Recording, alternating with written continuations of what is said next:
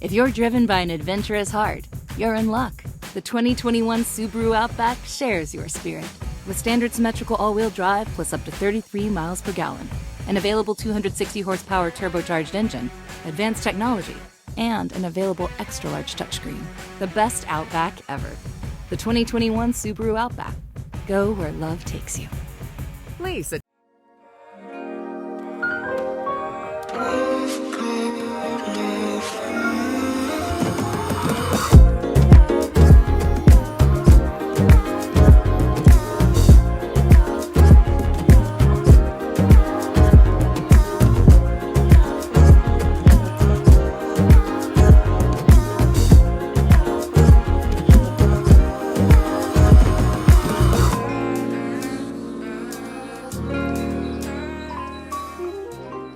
I want to welcome and thank you for joining us in today's discussion on navigating social and emotional learning through paddle sports. Hi, my name is Fredrick Williams, and I'm a part of the program staff for Chicago Adventure Therapy. And my name is Andrea Nepper. I'm the founder and director of Chicago Adventure Therapy, and I'm so excited for you to join us on this presentation. Both of us work for Chicago Adventure Therapy. Chicago Adventure Therapy works with marginalized youth and communities in Chicago, and it uses outdoor sports, including paddle sports, to build life skills, leadership, communication, build equity, build all those soft skills that we all know go right along with outdoor sports. Introducing techniques. I want to thank you for joining us today in our discussion of social and emotional learning and how you can apply these techniques and strategies to the paddling community. These techniques will not only enrich the participant experience, but it'll also equip those in a leadership position with the necessary skills to aid and navigate growth in their everyday lives. These techniques include the 3 signature SEL practices for use spaces, the CASEL 5, key settings and environments, creating a safe space, and transformational SEL. The 3 signature SEL practices for use spaces. The 3 signature SEL practices for use spaces are welcoming inclusion activities, engaging practices, and optimistic closure. Welcoming and inclusion activities are brief, interactive experiences that bring the voice of every participant into the room, making a connection to one another and or to the work ahead, with each perspective-laden, culturally rich voice being heard, respected, and learned from. Engaging practices. Engaging practices are inherently infused with SEL, varying complexity, include reflection and processing time, and consist of sequential steps that are facilitated to support learning individually and collectively. The goal is being in tune with and responsive to neurological, biological, and social and emotional needs. Optimistic closure.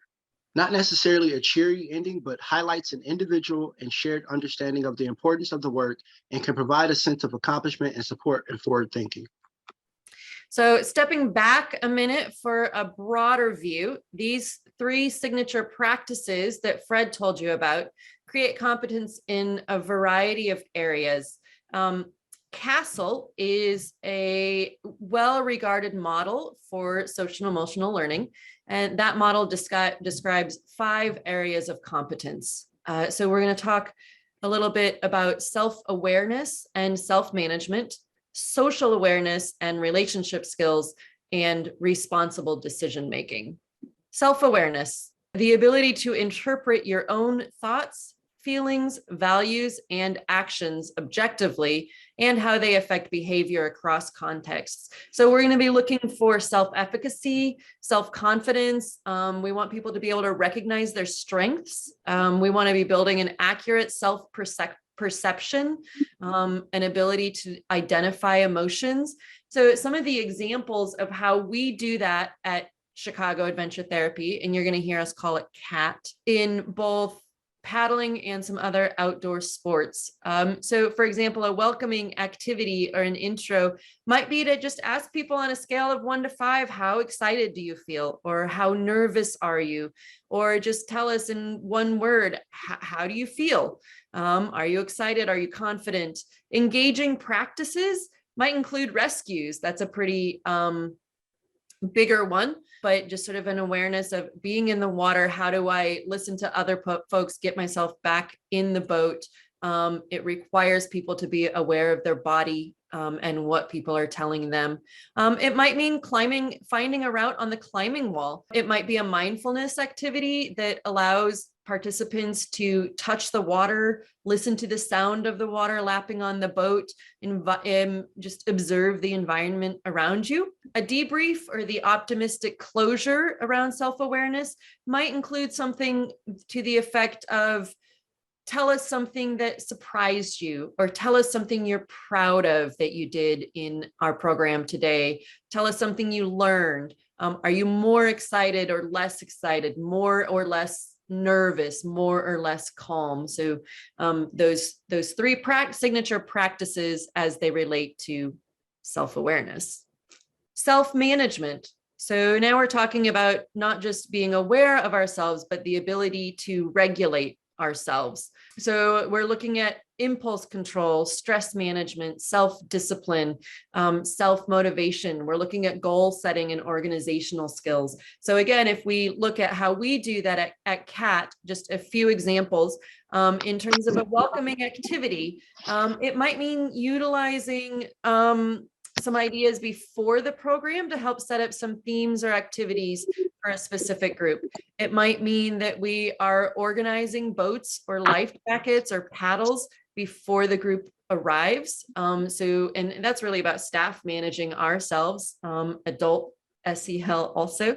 In terms of engaging practice, again, there might be some mindfulness, listening to the water, feel the waves, etc. Particularly if people are nervous or scared of heights. It might mean sort of some self-talk about we're aware that we're scared or nervous, and then managing that, right? We tell people all the time, courage doesn't exist without fear. It might mean the ability to agree to a smaller goal. This might also mean managing conflict, being able to manage our own behaviors when they come in conflict with others. In terms of an optimistic closure, it might be something about, hey, what was something that scared you? How did you get yourself to do it? Are you glad or sad or neutral that you did it? Are there other scary things in your life that you can try even though they're scary? Social awareness. So now we're talking not just about self, but social, the people around us. Social awareness is, that ability for perspective taking. So we're looking for that perspective taking. We're looking for empathy. We're looking for an ability to appreciate diversity and develop respect for others. So again, in terms of welcoming activities, that might be encouraging a group to decide on a plan together, especially if it's a group you've already met before, right? Are we going to paddle out to Lake Michigan, or are we going to stay in the harbor and play games? In terms of engaging practices, that might mean being willing to agree to a group consensus, even if it's not the thing that an individual most wanted to do. We have a lot of games that have to do with social awareness and self-management in that context. So a paddling game that's kind of like soccer, but everyone on the team has to have the ball at least once before a goal can be made. So now it's about that social activity, or, simply rafting up. But then once you're rafted up, everyone on the team has, you have to move that rafter. You have to spin it 360 degrees. One of the ones we really like is taking away a boat and a paddle from the raft, but all members of the team still have to be on the raft. Everybody has to be connected, and then they have to get from point A to point B. So really developing that social awareness and, sort of that team building ability to do things together. And we're going to see that in the next slide. Also, that optimistic closure in terms of self-awareness might be as simple as just calling out the strengths of people in the group. So, hey, tell us something that you saw the person on your left do that was really great, or was really brave, or helped the group do better as a group. Relationship skills. So this also is about that social piece as opposed to just the self. And we're really looking for, the ability to establish and maintain relationships, and for those to be healthy relationships. And I really appreciate this part of the definition also, to navigate with diverse individuals and groups. We do work with a really wide diversity of people. So anyway, with these relationship skills, it's about communication, it's about social engagement, it's about relationship building and teamwork. We started talking about teamwork in social awareness, and then now we're bringing it in more in relationship skills. There are lots of individual things we do in a CAT program, but instead of talking about this one in terms of those 3 signature SEL practices, I want to give you just sort of an anecdotal story about CAT. One of the things that we have is something that we call our CAT adventure communities. And once participants have completed a program with us, that might be 1 or 2 sessions, it might be 8 sessions over a summer, we invite people to stay involved. And it means that we have people involved from many, many different areas, different backgrounds, and we're all in community together. We're paddling together, or we're climbing together. We've got each other's backs. And so it allows us to sort of create a dialogue about our experiences, interact with each other across really different backgrounds. And it's quite a strong community, but that's definitely about relationship skills, as well as learning some, pretty serious paddling skills or climbing skills in the CAT climbing community. And then the final of those 5 competencies, according to Castle, is decision making. So the ability to make choices, differentiate between 2 or more alternatives. So I think that's really in outdoor programming, that's really about judgment, right? Making wise decisions. We're talking about judgment. So in CAT programming, that might mean teaching risk recognition. It might mean encouraging leadership. It might mean teaching navigation. It might mean finding or choosing a route on the climbing wall. We also think challenge by choice is a really important manifestation of this decision making. We ask people to be involved as much as they can, but that is a choice. So challenge themselves as much as they are able, potentially past the point where they're comfortable, but that's a decision that they need to make about how far outside of their comfort zone are they willing to go, and how much risk are they willing to take on. It's back to you, Fred. The key settings.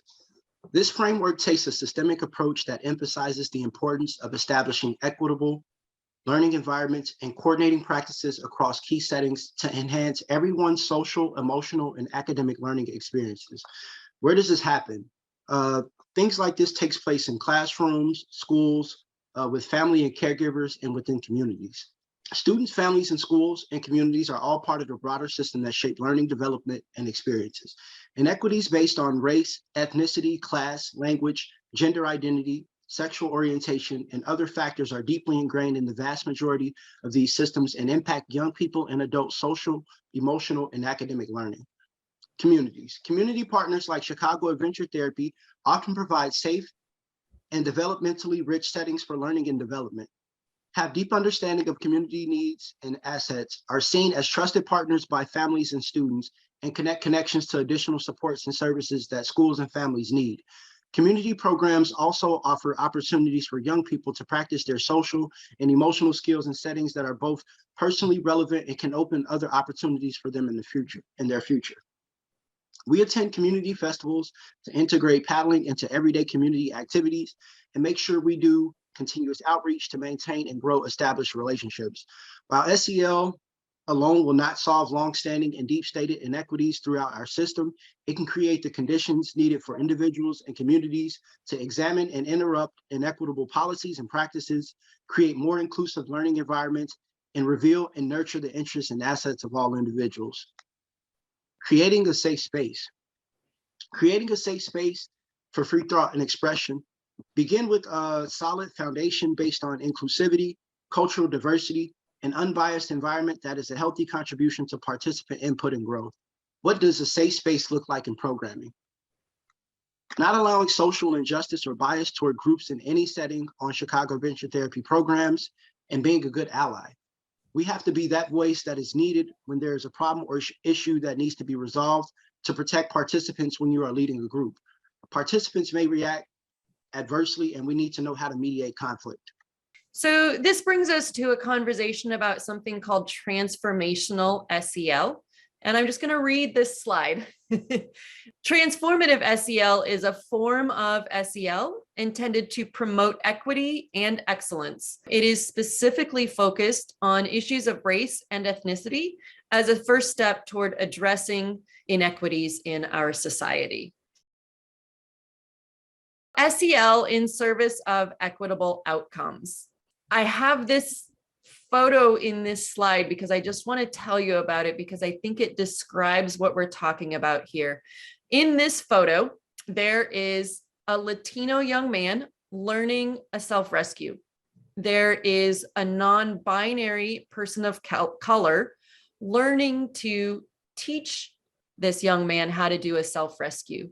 They are being coached in how to coach this self-rescue by an African woman with much more coaching experience. And all the way over on the left side of the picture is an African-American man watching who wants to learn self-rescues, but is not quite ready to actually be in the water. He's more of a let me watch it before it happens sort of a thing. All four of these participants started with CAT, came through with strong SEL practices with an emphasis and attention to equity. So I think that really describes what we're talking about when we talk about SEL in service of equitable outcomes. Again, SEL in service of equitable outcomes. When we do this well, there are three things that we see. We see an equity of voice. As we've said earlier, everybody is encouraged to speak. Everybody has a voice. We see inclusion, regardless of your level of experience, your level of expertise, everybody is included. And this word collectivism, which is a little bit of a funny word to me, but everybody is engaged. Everybody contributes to the good of the group. Really, when we are engaged in good SEL, and particularly when we have an eye towards equity, it's not about one person teaching everybody else. It really is about drawing out those strengths of everybody in the group and the participation of everybody in the group. So transformational SEL, I want to talk about it real quick in frames of those three signature practices. So transformational SEL, a welcoming ritual. So breaking stereotypes, that first slide is a group that was snowshoeing on Martin Luther King Jr. Day, a group that was primarily African-American young people. And the person who runs this group is very intentional every time they do a program with us, talking with these kids about the fact that simply by being outdoors, one of the things they are doing is breaking stereotypes and breaking that stereotype that Black people aren't outdoors. Also, one of the things that we do in every program as part of our welcoming ritual is that when we ask for people's names, when we do introductions, we also ask for the pronouns that people use, because we work with quite a lot of young people who are trans or non-binary. And asking pronouns is something that makes them feel seen and appreciated. So it's something that we do regularly. Again, transformational SEL, if we're talking about engaging content, and these are just some examples. One of the things important is representation. So in that content, who are your leaders? We work really hard at bringing up as many leaders of color as we can. It makes a huge difference for participants. One of the other things I want to say about that transformational SEL, if we're talking about engaging content, it will change the outdoor culture. So this photo here, a dance competition in the middle of a climbing program. Yes. In the middle of an after school program. Yes. Music at the gym, loud modern music. Yes. Music on the water, loud modern music. Yes, this is something that we have to consider. It doesn't mean there has to always be music and that, you know, we don't get to listen to the birds and the lapping of the water also, but we have to consider that. Do you need to worry about people's hair getting wet? Yes. Do you need to find ways of protecting that from happening? Yes. So if you are going to talk about transformational SEL and that engaging content, it will change the current outdoor culture. And transformational SEL, if we're looking at optimistic closure, I think it's really important everywhere we can to include joy, to include community. If this was fun, if it brought joy, if this created community that participants felt, highlight this in the debrief, highlight this in that optimistic closure. Optimistic closure, it's that strong SEL practice. Joy and community in the outdoors says this group belongs here, and that is about equity. I want to thank you for joining Chicago Adventure Therapy today on our discussion in navigating social and emotional learning through paddle sports. And if you want to talk to us more, if you have questions, we will have a link up to join us in a Zoom conversation. We'd be happy to answer questions. We'd be happy to have a conversation with you. And just to make sure we answer your first very pressing question, yes, absolutely, we do accept donations. And the URL to make a donation is on this slide. And again, thanks for joining us.